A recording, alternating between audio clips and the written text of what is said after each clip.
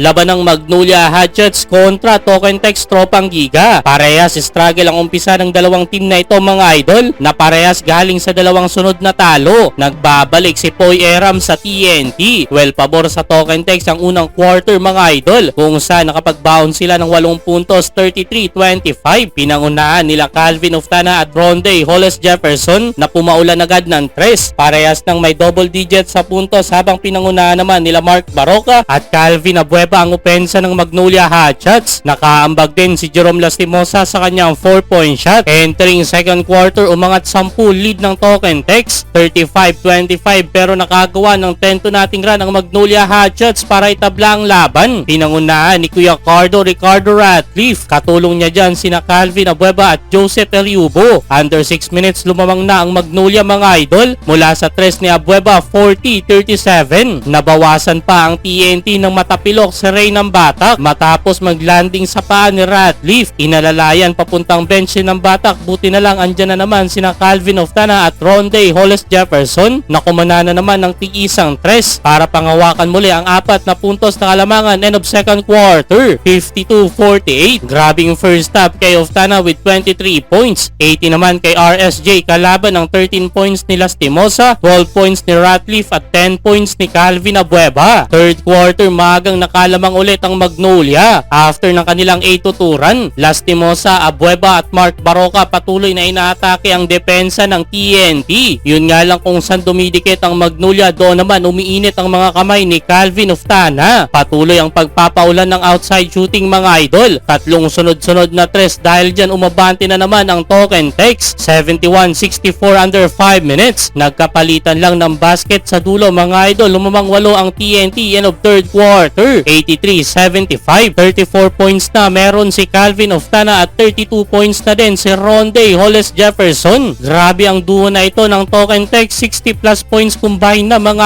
idol. Pagpasok ng fourth quarter, unstoppable pa rin si RSJ. Pinasayaw si Aris Junicio. Nakahabol ang Magnolia, naibaba na sana nila sa 3 lamang ng Tokentex under 3 minutes. Pero Calvin Abueva, lakas ng trip, technical tuloy ng gawin ito kay RR Pugoy. Biglang lumayo na naman tuloy ang TNT mga idol mula sa dalawang 3 na ito nila Pugoy at Oftana. Sa dulo, nakuha na din ang Tropang Giga kanilang unang panalo.